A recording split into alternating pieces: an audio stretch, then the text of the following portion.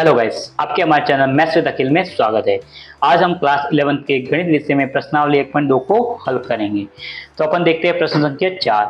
प्रश्न संख्या 4 में अपन को ये कहा गया है कि बताइए कि a बराबर b है अथवा नहीं। यानी कि अपन को देखो दोनों तरफ क्या a और b लिखे हुए हैं। अपन को है ना इनके अवयवों को देखकर बताना है कि a बी के समान है या नहीं।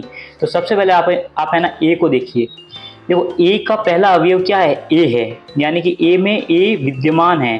तो आपको ये का ये है ना बी में भी देखना है, क्या बी में कहीं पे भी ए विद्यमान है? तो आप कहेंगे हाँ, बी में भी ए विद्यमान है।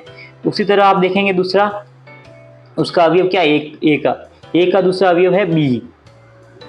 आपको एक में बी दिखा है तो आपको है ना बी में भी देखना है कि बी में कहीं पे और बी विद्यमान है या नहीं है। तो बी में भी बी विद्यमान है।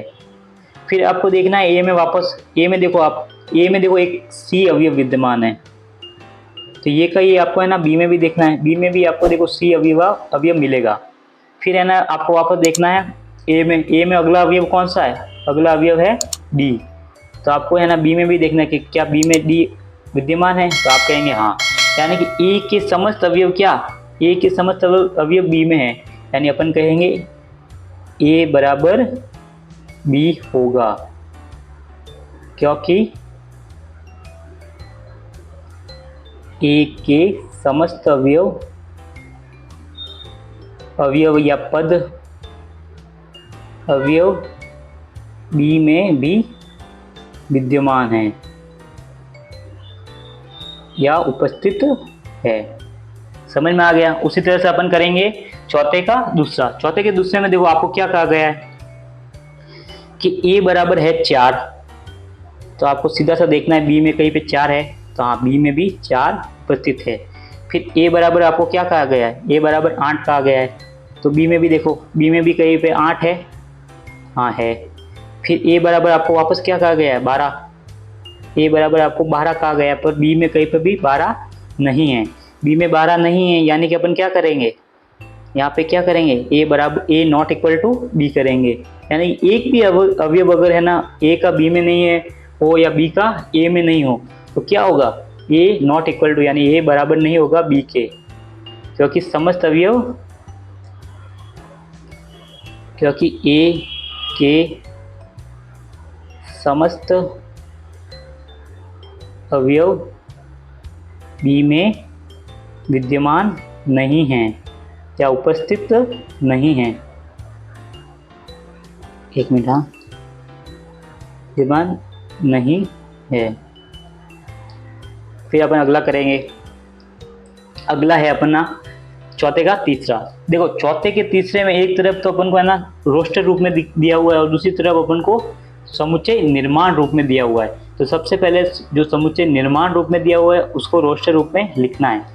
तो सबसे पहले है ना अपन बी को लिखेंगे, बी का सेट बनाएंगे। देखो बी क्या कहा गया अपन को, x बिलोंग टू x सम धन पूर्णांक है और x क्या 10 से छोटा हो, यानी सम भी होना चाहिए, यानी पॉजिटिव होना चाहिए सारे, और धन यानी कि सम यानी कि इवन होना चाहिए और धन यानी पॉजिटिव होना चाहिए और 10 से छोटे होने चाहिए। तो क्या हो गए, यही हो गए 2 4 6 8 और 10 भी लेना है, बराबर भी है इसमें, 10 से छोटा और 10 के बराबर भी कहा है अपन को, यानी 10 को भी सम्मिलित करना है।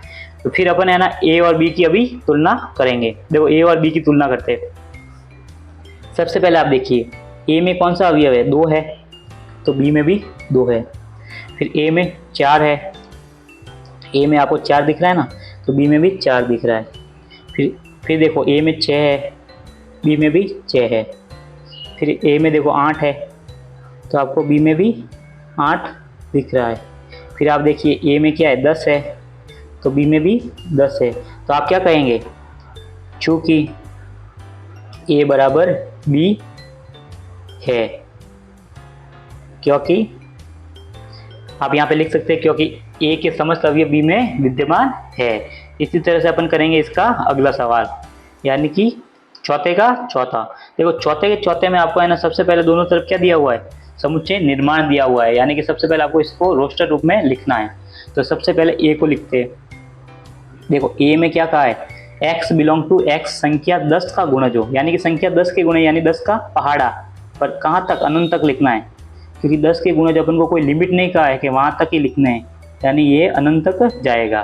फिर देखो बी में क्या कहा गया है, x बिलोंग्स टू x सम धन पूर्णांक है और x क्या 10 से बड़ा होना चाहिए और क्या 10 के बराबर भी होना चाहिए, यानी अपन को 10 से शुरू करना है और क्या चलते रहना है। तो अपन देखो करते हैं इसको, जैसे मैं लिखता हूँ, पहला 10 होगा, धन पूर्णांक होना चाहिए और क्या होना चाहिए, जैसे कि लिखता हूँ 15, फिर आपके हो जाएंगे 20, फिर आपके 25, फिर ये भी चलता जाएगा। फिर देखो आपको इसमें से कंपैरिजन करना है, कंपैरिजन करो। देखो ए में है 10, बी में भी है 10, फिर ए में आपके है 20, फिर बी में कोई भी 20 नहीं है, तो अपन को नहीं सॉरी बी में भी है 20, बी में भी है 20। फिर आप देखिए ए में है 30, तो बी में भी 30 होगा। पर देखिए आप यहाँ पे अपन देख सकते हैं कि जो बी में जो 15 है ना, वो कभी भी ए में नहीं होगा।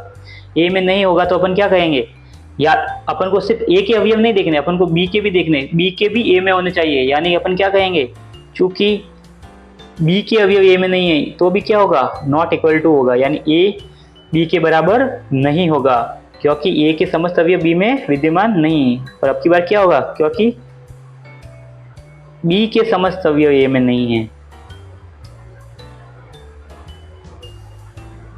अवयव ए में उपस्थित या विद्यमान नहीं है,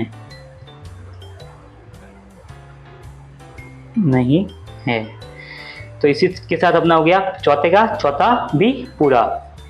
ये अपना हो गया प्रश्नावली 1.2 का चौथा प्रश्न पूरा। धन्यवाद।